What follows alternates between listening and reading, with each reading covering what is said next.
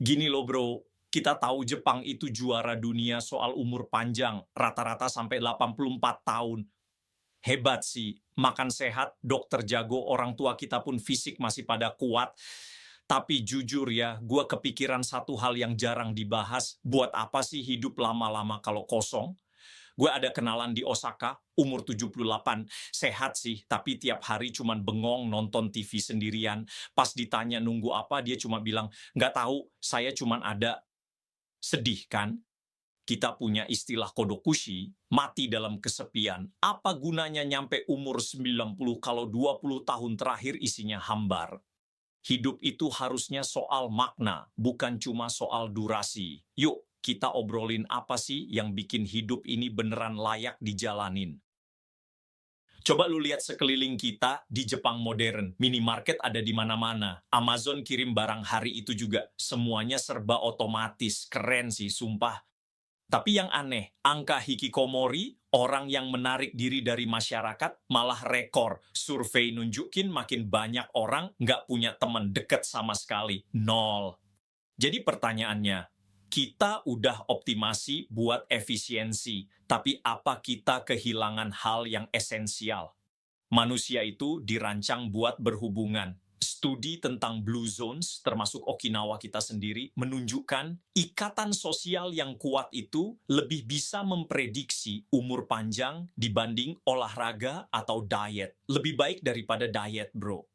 Lu tahu kan Moai, itu tradisi Okinawa, lingkaran pertemanan seumur hidup yang rutin kumpul, saling support, berbagi hidup bareng. Coba bandingin sama di Tokyo, orang bisa berpekan-pekan tanpa obrolan yang dalam, cuma basa-basi doang. Kapan terakhir kali lu ngobrol yang lebih dari sekadar kerjaan atau cuaca? Oh, siapa di hidup lu yang benar-benar tahu lu, bukan cuma jadwal lu, tapi harapan lu yang sebenarnya? Perjuangan lu. Gimana kalau kualitas hubungan kita yang nentuin kualitas tahun-tahun hidup kita? Sepanjang sejarah, di semua budaya, manusia udah ngerti. Kita nggak diciptakan buat jalan sendirian. Koneksi itu bukan pilihan. Itu kayak oksigen buat jiwa. Budaya kerja Jepang itu legendaris, ya kan?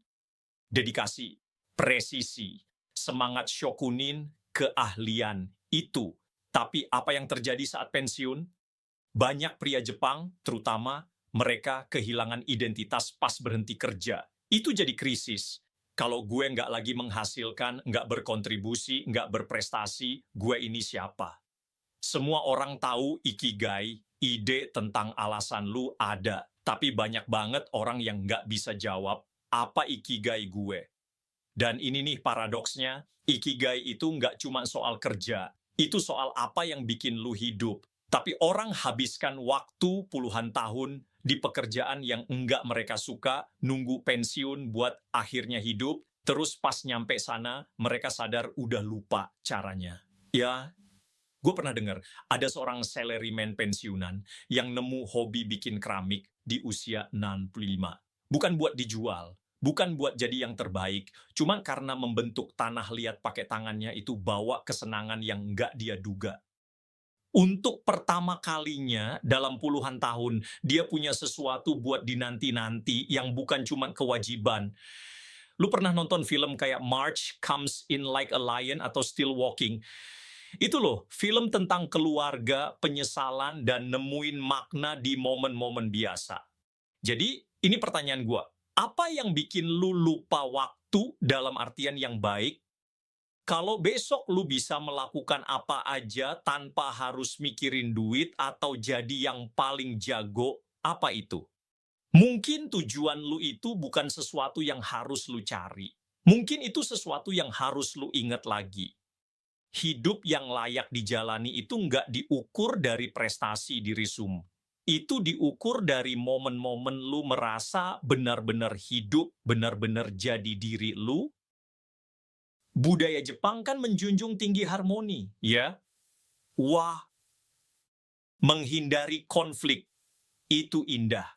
Tapi itu juga berarti dendam bisa mengendap di bawah permukaan selama puluhan tahun.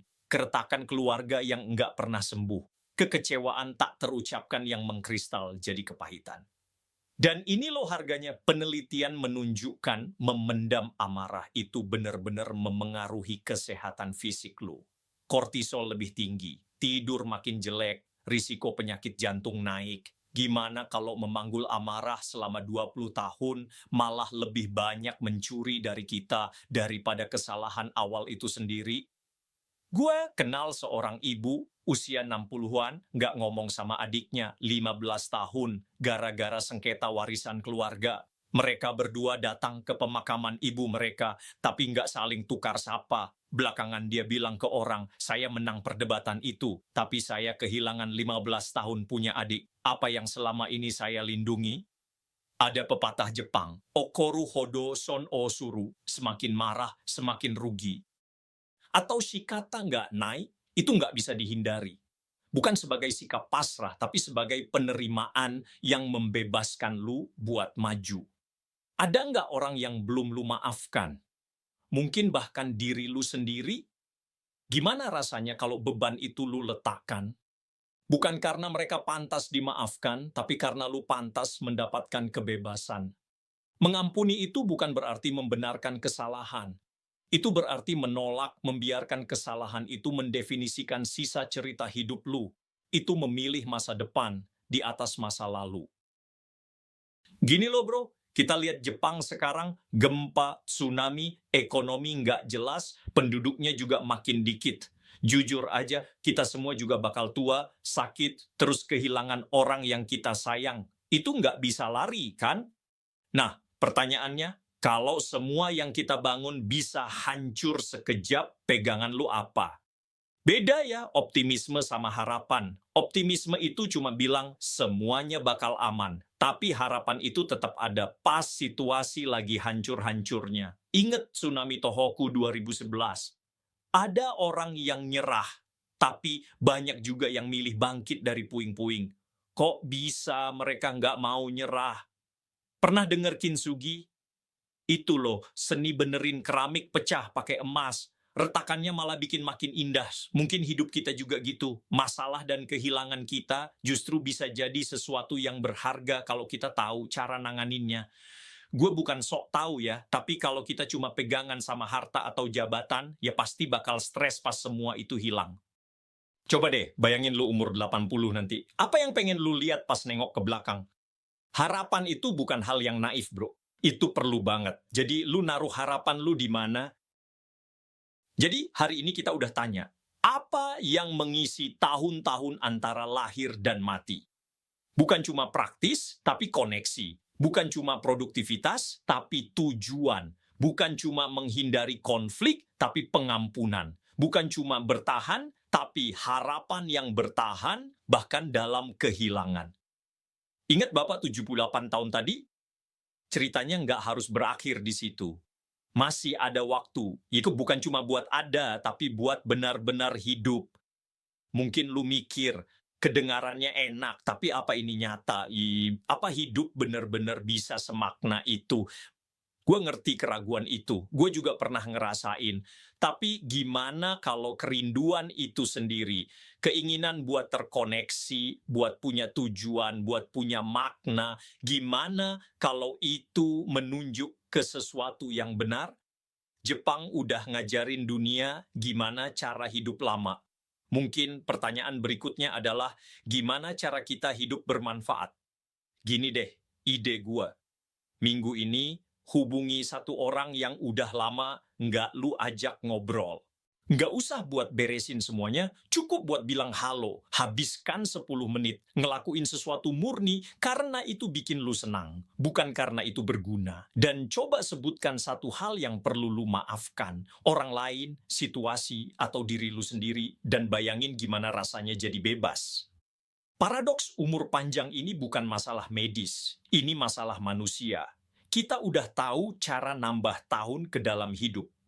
Pertanyaannya, gimana kita nambah hidup ke dalam tahun-tahun itu? Dengar ya, semua hal yang kita bahas, koneksi, tujuan, pengampunan, harapan, itu bukan cuman ide bagus. Itu menunjuk ke sesuatu yang lebih dalam. Sepanjang sejarah, orang-orang nemuin hal-hal ini paling utuh dalam hubungan dengan pencipta mereka, dengan Tuhan. Mungkin lu belum pernah mikirin ini sebelumnya. Mungkin lu dulu percaya, tapi menjauh. Atau mungkin lu skeptis, that's okay. Tapi gimana kalau kerinduan akan makna, akan cinta tanpa syarat, akan harapan yang abadi? Gimana kalau kerinduan itu diletakkan di dalam diri kita oleh seseorang yang pengen mengisinya?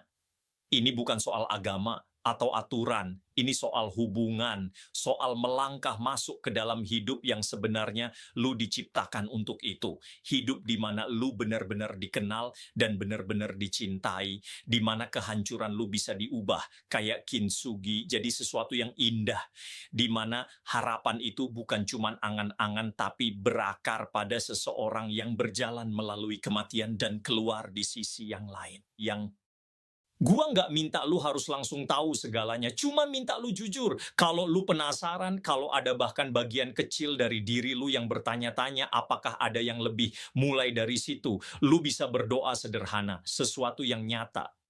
Tuhan, kalau Engkau masih berbicara, aku siap mendengarkan.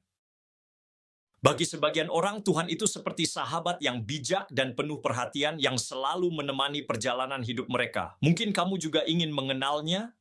Aku yakin pertemuan itu akan menjadi pengalaman yang sangat indah. Mari kita berdoa bersama. Tuhan Yesus, saya mengakui dosa-dosa saya dan mencari pengampunan-Mu. Saya berpaling dari dosa-dosa saya dan mengundang Engkau masuk ke dalam hati dan hidup saya. Saya ingin percaya dan mengikut Engkau sebagai Tuhan dan Juru Selamat saya. Tolonglah saya untuk memahami kasih dan anugerah-Mu. Saya membutuhkan bimbingan untuk benar-benar mengubah hati saya dan memperbaharui pikiran saya. Bimbinglah saya untuk menyelaraskan tindakan saya dengan kehendak dan tujuan-Mu dalam hidup saya. Dalam nama Yesus. Amin.